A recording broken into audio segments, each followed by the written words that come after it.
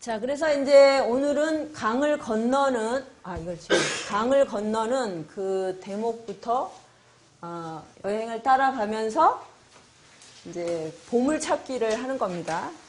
연암의 그 빛나는 이제 사유와 삶이 어떻게 이제 문장 속에 담겨 있는지. 그래서 먼저 아주 포인트에 해당하는 그 문을 한번 같이 읽어보고, 그 다음에 이제 이게 여행 전체의 어떤 지금 흐름 속에서 나온 건지를 그 다음에 찾아가는 이런 방식으로 강의를 할까 합니다. 그러니까 지금 열할기는 이런 이제 연암집 속에 있는 거죠. 그런데 열할기 그 버전이 굉장히 많거든요. 굉장히 많아서 여하튼 종잡을 수가 없을 정도로 많은데, 가장 이제 정본이라 그러면 이상하지만 하여튼 이제 그 갖추어져 있다고 하는 게 이 연암집이고, 연암집 안에 열할기가 들어있는 거예요. 자, 거기 이 117페이지로 돼 있는데, 제일 이쪽 그 왼쪽에서 하나, 둘, 세 번째 줄, 거기 아주 짧아요. 오늘 우리가 이제 찾아야 할 보물이 이 짧은데, 제가 이 열할기를 번역본으로 한 10번쯤 읽고, 또 이렇게 지금 번역을 하느라고 이 원문을 대조하고 해서 굉장히, 이제는 좀 알 것 같다 그랬는데, 또 이 강의 준비하면서 보니까 또 이 대목이 잘 안 들어와요. 그러니까 또 아리송하고 또 헷갈리는 거예요. 그래서 이제 끝없이 하여튼 무슨 문제를 던지는 텍스트인데, 한번 여러분도 이제 잘 생각을 해보세요. 제가 먼저 한번 같이 읽어봅시다. 그래야 졸리지도 않고 이 텍스트랑 친해지니까. 거기 세 번째 여위 홍군 명복 왈, 거기서부터입니다. 예, 한번 따라 읽어보세요. 여위 홍군 명복 왈, 군지 도호, 홍공왈, 오시하언냐, 여왈 도분한지, 자, 유제피안, 홍왈, 소위 탄선 등안야, 여왈, 비차지위야, 차강내 피야 교계처야, 비안즉 수, 범천하 미니 물측 여수지 제안,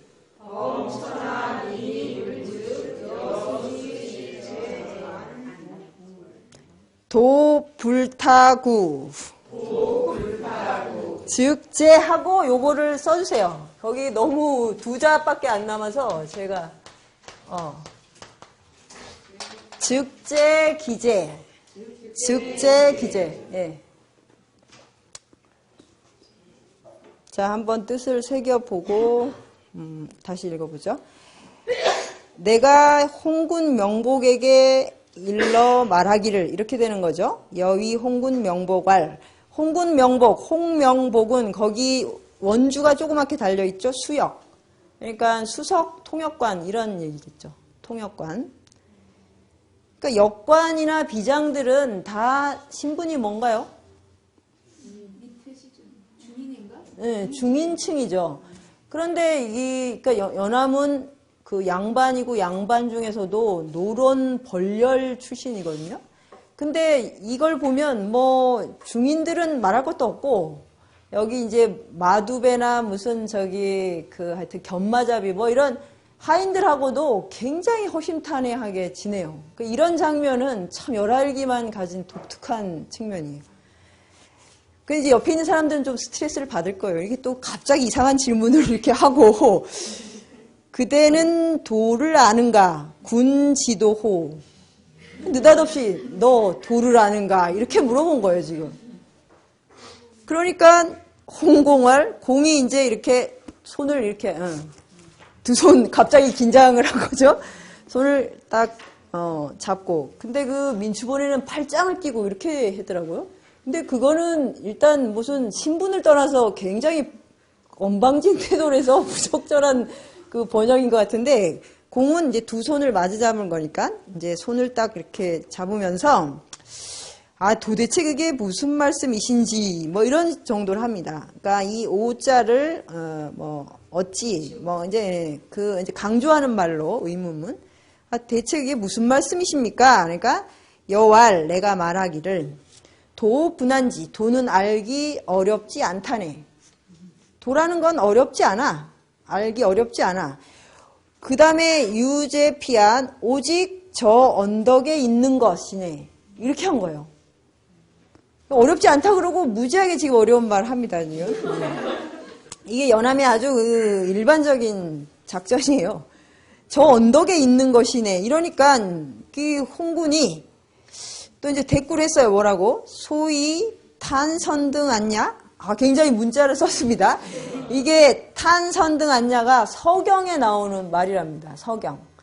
그런데 이제 탄은 우리가 보통 뭐 거짓이다 이럴 때 쓰는 탄인데, 근데 여기서는 먼저 크다 이런 의미로 먼저 저 언덕에 오르네라는 거를 말하는 겁니까? 이렇게 물어본 거예요. 근데 이제 서경이나 시경에는 뭐 이런 이제 대나무 그다음에 새 이런 식의 비유가 많이 나오는데, 그게 그냥 우리가 크게 먼저 저 언덕을 오르네 이러면 그냥 언덕을 오르네 라는 것을 묘사하는 것이면은 문제가 없는데, 항상 그 뒤에 굉장히 큰 문화적 베이스가 깔려 있어요. 그래서 그거는 직접 경전을 읽고 완전히 전수받기 전에는 의미를 제대로 알 수가 없습니다.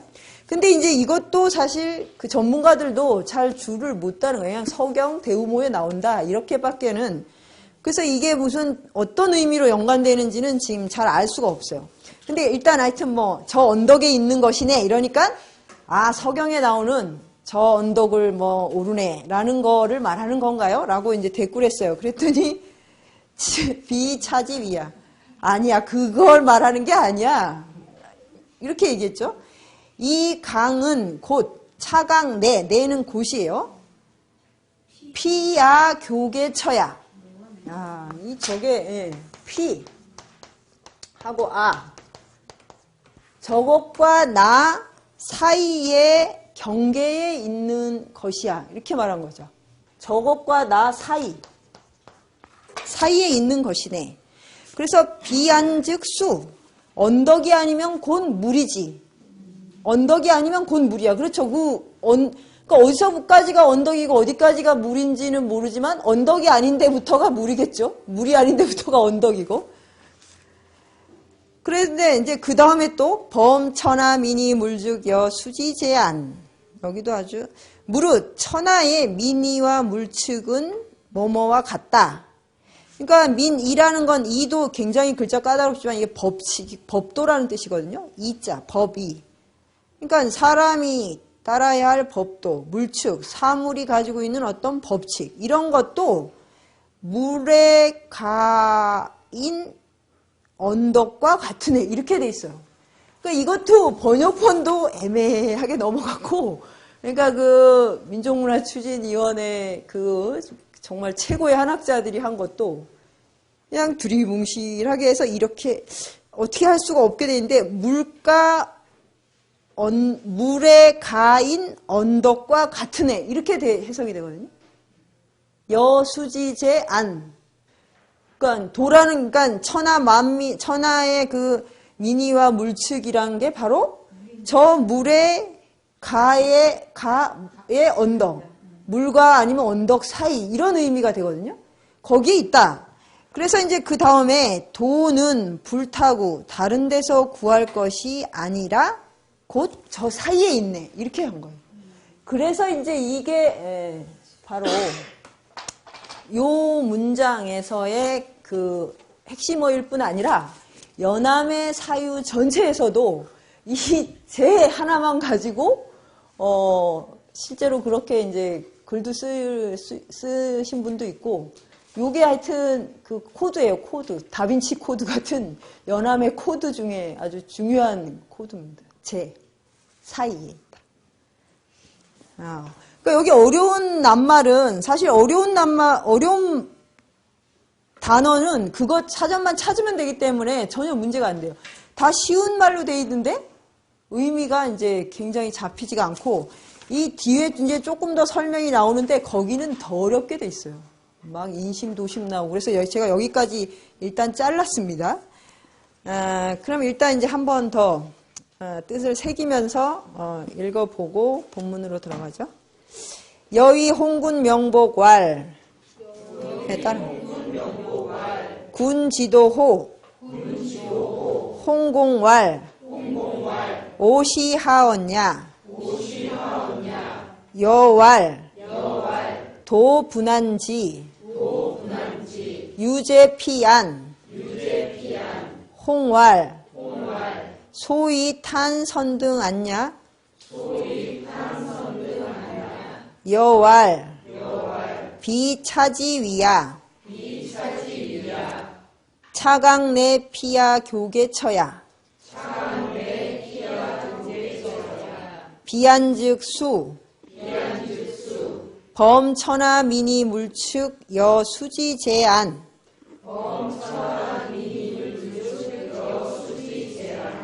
도불타구 즉제기제. 예. 이 문장을 잘 이해하시면 이제 그 연암의 그 핵심적 사유에 접근해 들어갈 수가 있습니다. 여기 이제 강의안을 봐주세요. 그래서 이제 제가 첫 번째 그 제목을 그대 길을 아는가 이렇게 이제 붙였는데 이 대화가 어느 맥락에서 나오는가, 여행의 어디쯤에 나오는가, 이제 그것도 이제 중요하기 때문에 여행을 제가 앞에서부터 이렇게 재구성을 했어요. 재구성을 하면서 이제 연암과 열하일기를 따라가는 그런 방식으로 이제 한번 글을 써봤습니다. 자, 걸륭 45년, 정조 4년밖에 안 됐죠. 정조 즉위한 지 6월 24일입니다. 아침에 일어나 창을 열쳤다. 짙은 구름이 산에 가득하다. 세면이 끝나자 행장을 정돈했다. 비장들은 모두 군복과 전립을 갖추어 입었다. 서로 마주보며 웃고 떠들어댄다. 굉장히 숫자가 많은 거죠, 지금. 한 달 전 한양을 떠나 압록강에 도착한 뒤 비 때문에 발이 묶여 열흘이나 객간에 묶었던 터라 모두들 몸이 근질근질하여 훌쩍 날아가고 싶은 기분이다. 그 다음에 이제 연암이 떠나는 장면이요. 이 장면은 아주 유명하죠. 아침을 먹은 뒤 나는 혼자 말을 타고 앞서 떠났다.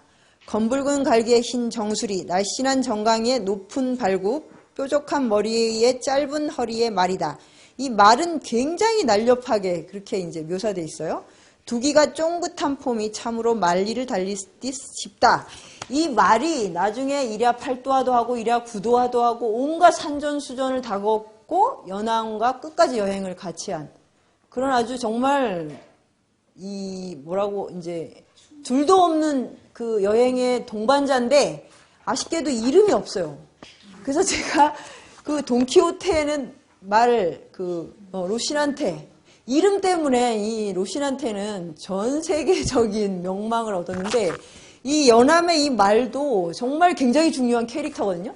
애니메이션이나 만약 영화를 만든다면 이 말을 어떻게 택할 건가가 굉장히 중요해요. 그런데 이제 아쉽게도 이름이 없어서 얘는 그냥 묻혀버리고 만 거죠. 창대는 앞에서 견마를 잡고 장보기는 뒤에서 따라온다. 그러니까 창대는 견마잡이고 장보기는 이제 그냥 이런 왜 시중드는 하인인 거예요.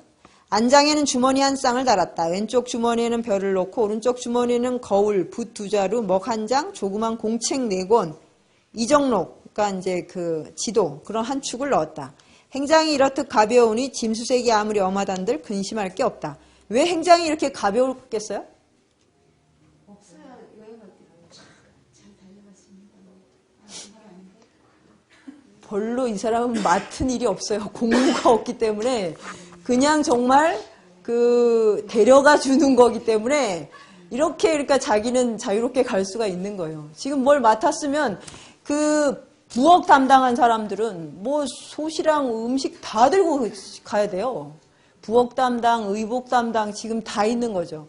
근데 이 연암은 사실 지금 완전 프리랜서고 뭐 없어도 전혀 상관없는 지금 여행단에서는 아무런 그 쓸모가 없는 지금 멤버예요. 성문에 못 미쳐 한바탕 소나기가 동쪽에서 몰려온다. 채찍을 마구 휘둘러 제쪽에서 성문턱에 와서야 말을 내렸다. 혼자 물 위에 올라가 성 밑을 굽어본다. 창대 혼자 말을 잡고 섰고 장보기는 보이지 않는다. 잠시 뒤 장보기 조그만 오지병을 들고 바람나게 걸어온다. 둘은 주머니를 털어 26푼을 얻었단다. 근데 이제 돈은 청나라로 가지고 들어가지 못하니까 버릴 바에야 이제 아깝고 해서 이제 술을 샀다는 거예요. 그래서 이제 주량이 얼마냐 하니까 입에도 못 된다. 그러니까 이제 한심하게 여기는 거죠. 그래서 둘 다 이제 굉장히 어리버리한 이제 커플로 이제 나와요. 그래서 이 장보기와 창대의 캐릭터는 이 열할기에서 굉장히 아주 생동감 있게 묘사돼 있어요. 좀 이제 그 어리버리한 게 너무 두드러져서 그렇지. 그래서 특히 이제 장보기, 얘는 나이도 어린데 초행길에다가 얼마나 이제 썰렁한지 이제 마두들이 뭘 놀리면 고지고대로 다 믿어버리는 거예요. 그러니까 이제 이런 식이에요. 이제 책문을 통과했을 때 이제 행장을 정리하니까 열쇠가 없어. 그러니까 막 뒤져서 이제 못 찾아서 이제 이렇게 꾸짖죠. 행장을 간수 안 하고 늘상 한눈만 팔더니 이제 여기 와서 이렇게 생겼구나. 그래서 이제 뭐라고 이제 그걸 하냐면 연경에 도착할 때쯤엔 네 창자도 몽땅 잃어버리겠구나. 이거는 이제 유머를 구사한 건데 그러면서 이제 구효동과 동학면 좀도둑이 많다더라. 그 한눈 팔다간 또 뭘 잃어버릴지 모르겠다. 이랬더니 이놈이 이제 대꾸를 한다고 하는 말이 거기에 구경할 때는 두 손으로 눈가를 꼭 붙들고 있겠다. 그럼 어떤 놈이 뽑아가겠어? 이러는 거예요. 그러니까 연암이 뭐 말을 못하는 거예요. 말을 하면 내 반응이 이렇게 나오니까. 그래서 이제 진짜 이렇게 나와요. 저걸 믿고 먼 길을 갈 생각을 하니 참 안심하기 짝이 없다. 이런 대사가 나옵니다. 자, 아무튼 두 놈 다 술을 못하는 바람에 쓸쓸히 혼자서 한 잔 부어 마시고 이 대목이 저는 참 이 장면이 참 멋있어요. 동쪽을 바라보니 용만철산의 모든 산들이 첩첩한 구름 속에 들어있다. 지금 구룡정 아까 거기에서 지금 이렇게 산을 보는 거예요. 조선 쪽으로. 술 한 잔을 가득 부어 물로 첫 번째 기둥에 뿌렸다. 잘 다녀오기를 이제 발언하는 거죠. 또 한 잔을 부은 다음에 기둥에 뿌렸어요. 장보기하고 창대를 위하여 비는 거예요. 그러니까 또 이제 몇 잔 남았어. 그러니까 술을 땅에 부으면서 말을 위하여 지금 기원을 하는 거죠. 그래서 이제 이 성곽희의 기대어 동쪽을 바라보니까 이제 지금 계속 장마철이라서 그 찌는 듯한 구름이 피어오르면서 이제 봉우리가 이렇게 호련 반쪽을 드러내니까 그때 이제 문득 연암 서당에서 뒷봉우리를 보는 것 같았다. 이런 이제 대목이 나와서 제가 이제 그 오기 전까지의 연암의 생애를 이제 다음에 정리했습니다.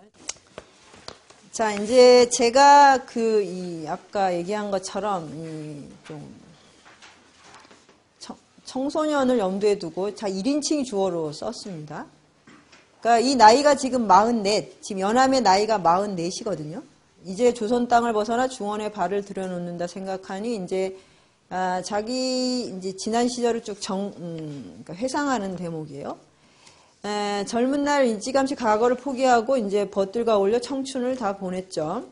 그래서 이제 연암은 노론 벌렬 가문, 아주 그러니까 로얄 패밀리에 속하는 집안 출신이에요. 그러니까 뭐 보통 양반이 아니고 그 당대 최고 집권 세력, 그리고 이제 그것뿐이 아니라 어떤 이데올로기를 탁 장악하고 있는 그런 집안의 자식인데 또 어렸을 때부터 천재고 이렇게 문제가 뛰어나니까 가문에서 그냥 둘 리가 없죠. 그래서 시험장에 이제 대충 가서 쓰기만 하면 바로 합격시켜준다. 이런 이제 경우가 많았는데 시험지에다 이제 고성과 계석을 그려놓고 나오고 뭐 이런 식의 이제 그 해프닝을 많이 벌렸죠.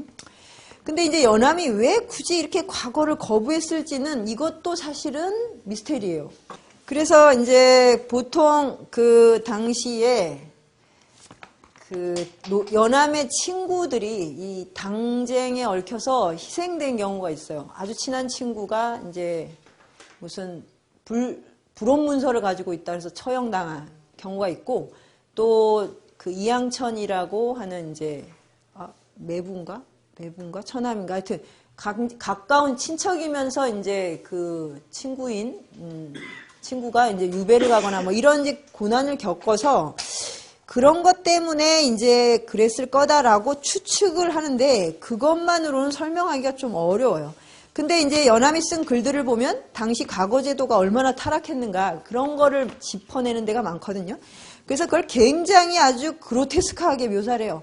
과거를 치를 때마다 이제 수만 명이 모여드는데 왜 수만 명이 되냐면 응시자가 많을 뿐 아니라 응시자들이 다 수행하는들을 데리고 오거든요.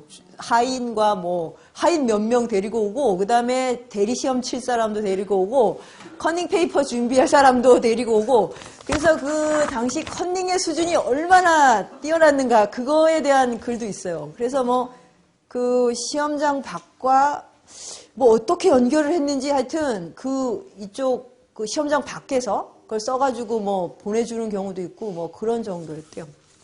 그래서 이제 딱 수만 명이, 그러니까 예를 들어서 이쪽 그 어디 뭐 궁 어디에서 이제 했다 그러면 그 며칠 전부터 와서 천막 치고 있죠? 문이 딱 열리면 한꺼번에 들어가니까 뭐 형 아우 부르면서 이제 아수라장이 되는 거예요. 이게 완전히.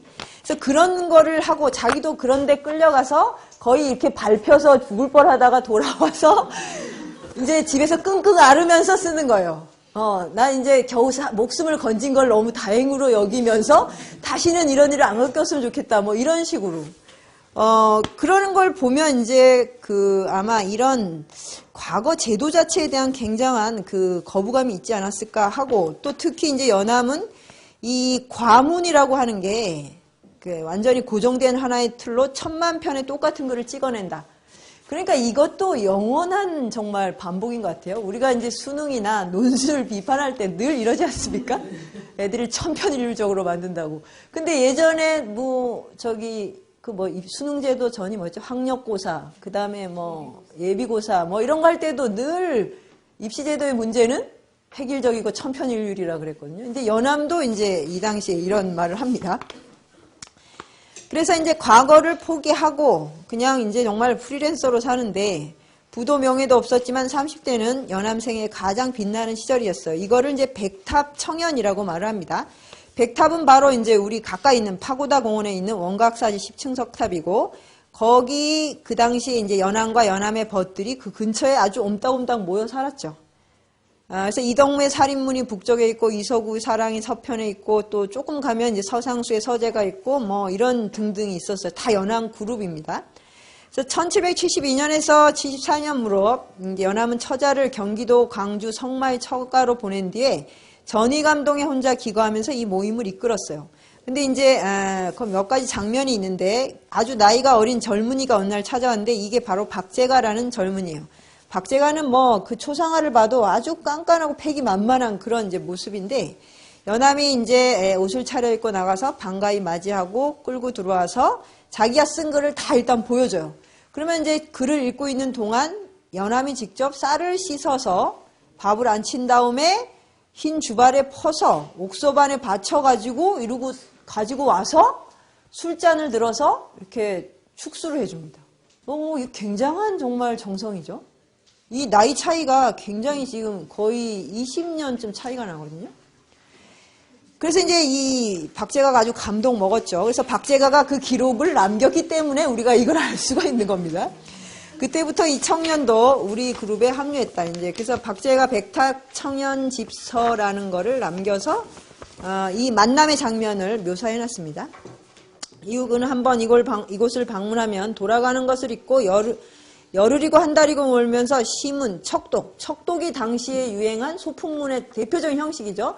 편지글인데 예전에는 편지로 다 철학과 문학과 뭐 하여튼 천하의 일을 다 논했어요.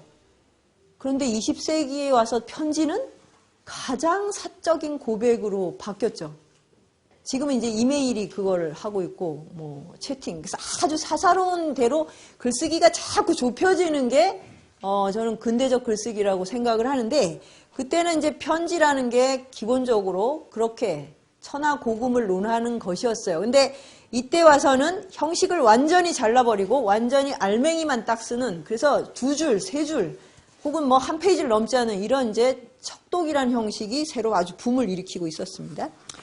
그리고 이제 술과 풍류로 밤을 지새곤 했죠. 그리고 이제 이 얼마나 여기에 친구들하고 이 몰려다니면서 공부하는 데 빠졌던지 장가가는 날 상경이 지나도록 말을 타고선 여러 친구들을 한테 방문하느라고 그 첫날 밤을 그냥 그걸 뭐죠? 직무를 방기하는 이런 일을 저질러가지고 그것 때문에 평생 아내한테 잡혀서 그 공처가로 지냈다는 얘기가 있습니다. 그래서 우리는 매일 밤 모여 한 곳에선 풍류를 다른 한편에선 명상을 또 한쪽에선 세상의 이치를 논하는 모임을 이어갔어요. 근데 이제 이런 장면들이 이제 그 글로 남겨 있는데 요것도 이제 연암이 취답 운종교기, 운종교가 저 광통교 있는 그쪽이라고 합니다. 그러니까 지금 굉장히 우리랑 가까이 있는 거예요. 250년쯤 전에 지금 연암과 굉장히 가까운 거리에서 지금 공부를 하고 있는 거죠. 그래서 이제 어느 날 밤에 한때의 벗들이 연암의 집을 방문했어요. 근데 이제 연암이 미리 온 손님이 있어서 담소를 나누고 있었는데 이게 연암은 지금 노론 벌열층의 후예에다가 대단한 문장가예요. 그러면 연암이 교유하는 폭이라는 거는 최상층에서부터 시작되겠죠. 이 집안 백만 해도 만날 수 있는 인맥이 얼마겠어요. 그런데 연암의 교유의 폭은 이렇게 이제 그 다른 당파의 사람들을 일단 넘고 그 당시 이제 뭐 남인 뭐 이런 당파를 넘고 그 다음에 신분을 넘어요. 그래서 서얼하고 중인들하고 이제 같이 어울리죠. 이 박제가도 서얼이거든요. 유득공 다 서얼이에요. 여기로 넘나들고 그 다음에 이제 더 양반전이나 뭐 이런 그 허생전 이런 걸 보면 저작거리에 아주 특이한 아웃사이더들하고 또 어울립니다. 그리고 이제 열하리게 보면 이 하인배들하고 또 아무 스스럼 없이 어울리고 그러니까 이 연암의 이 사교는 엄청나게 폭이 넓었어요. 그래 얼마나 바빴겠습니까? 직업은 없지만 늘 바빴어요. 그리고 또 여행 다녀야 되고 뭐 이런 그 무인들도 있어요. 그 유명한 창검의 1인자인 백동수라고 하는 무인하고도 친구여서 그 친구하고 돌아다니다가 연암협을 발견해서 그 개성 부근에 연암협을 발견해서 거기에 이제 터를 잡아가지고 이름을 연암으로 쓰기 시작한 거죠. 그래서 이제 이때 미리 온 손님은 굉장히 이제 고관대작이었는데 이 손님이 떡하니 있으니까 이 연암의 이 직업 없는 이 친구들이 와서 기분이 안 좋은 거예요. 그러니까 이제 심통이 나서 밖으로 가버렸어. 그러니까 이제 연암이 손님을 이제 보내고 뒤따라 나가서 술을 마시면서 이제 밤새 이 종각과 이 광교 사이를 거닐었다는 겁니다. 근데 이제 삼경이 되니까 근데 그때 물론 당연히 통행금지가 있어요. 있는데 이러고 다니는 거예요, 지금. 특권층이라 아니라 뭐 그 통금을 뭐 이렇게 이렇게 그거를 이렇게 뭐지 그 술락꾼들이 도는데 치밀하게 다 돌지 못하잖아요. 그리고 이 밤에 누가 다닙니까? 그리고 이 당시 불도 지금 별로 달빛 외에는 별로 없는 데인데 그러니까 이 사람들이 이상한 거죠 지금. 그러니까 거리에서 개떼들이 어지러이 막 지저대고 있는데 어디선가 오견이라 불리는 몽고산 개 한 마리가 다가왔다. 이 개는 아주 사나워서 길들이기가 어렵고 아무리 배고파도 불결한 음식은 먹지 않는다. 사람 뜻을 잘 알아차려서 목에다 붉은 띠로 편지를 매달아주면 아무리 멀어도 반드시 전해주는 명견이고 주인을 못 만나면 그 물건을 갖고 와서 이제 쉼표로 삼는 이제 그런 종자인데 사신을 따라 들어와서는 이제 적응을 못하고 다 굶어 죽는다고 해요. 그러니까 이 얘기가 왜 나오겠어요? 다 이제 자기 감정 투사를 하는 거죠, 거기에. 이 오견이라는 개한테. 그러니까 이제 이덕무가 술에 취해서 그 개한테 호백이라는 이름, 호백은 뭐 호탕한 놈, 요즘으로 치면 뭐 그런 거죠. 이름을 붙여주고는 막 이제 쓰다듬어 주면서 이제 놀았는데 잠시 이제 담소를 나눈 사이에 어디론가 사라졌어요. 그랬더니 동쪽을 향해서 이제 호배가 하고 이제 친구를 찾는 것처럼 막 부르짖는 거죠. 그러니까 사람들이 막 웃고 지금 그러니까 이제 그 소리들이 막 어울리는 거예요. 그런데 거기 이제 이 사람들 소리를 들으면서 또 개떼들이 막 또 지저대는 거죠. 그래서 이제 이런 장면이 굉장히 인상적으로 포착이 됐는데 뭐 되게 이제 이 장면은 그 호배기의 고독한 모습에서 특히 이제 이덕무는 굉장히 감성이 풍부한 문장가니까 자신의 고독하고 불우한 그림자를 보았을 것이다. 이렇게 이제 평가를 하죠. 그러면서 이제 운종교 다리 위에서 밤새 이제 이야기를 나누어요. 옛날에 이제 다리 위에서 춤추고 거위를 타고 장난치고 뭐 이런 얘기들.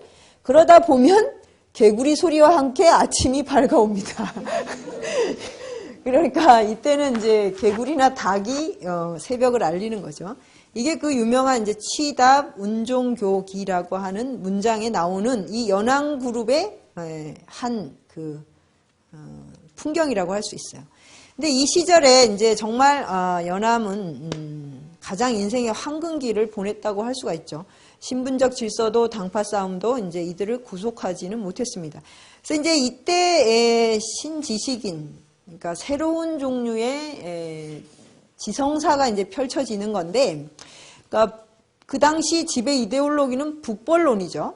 북벌론인데 이제 이 사람들에 의해서 북학으로 사상사의 중심이 변환되는데, 이럴 수 있었던 것, 이렇게 새로운 담론이 구성될 수 있었던 것, 그리고 고문의 매너리즘을 벗어나서 다양한 문체적 실험을 감행한 것도 바로 이런 연대가 있었기 때문에 가능한 거예요. 우정과 연대.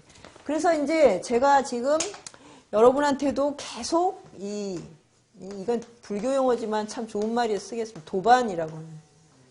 이게 지식에서 얼마나 중요한가라는 거를, 이거는 그냥 좋은 게 아니고 정말 도반이 없이는 공부가 늘지 않아요. 이건 공부 자체의 원리인 것 같아요.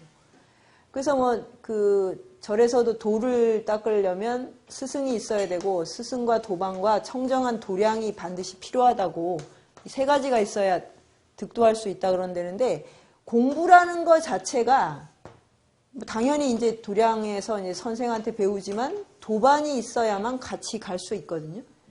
그래서 이게 사실 굉장히 중요해요. 근데 근대에 들어와서는 공부한다 그러면 다 자기 서재나 어디에 탁 처박혀서 하는 거예요. 도서관 어디 깊숙한데. 그러니까 이렇게 되면 지식이 사적 소유를 벗어날 수가 없어요. 그래서 결국은 남에게 과시할 때, 그리고 아주 실용적으로 돈이 생길 때만 하는 지식이 됩니다.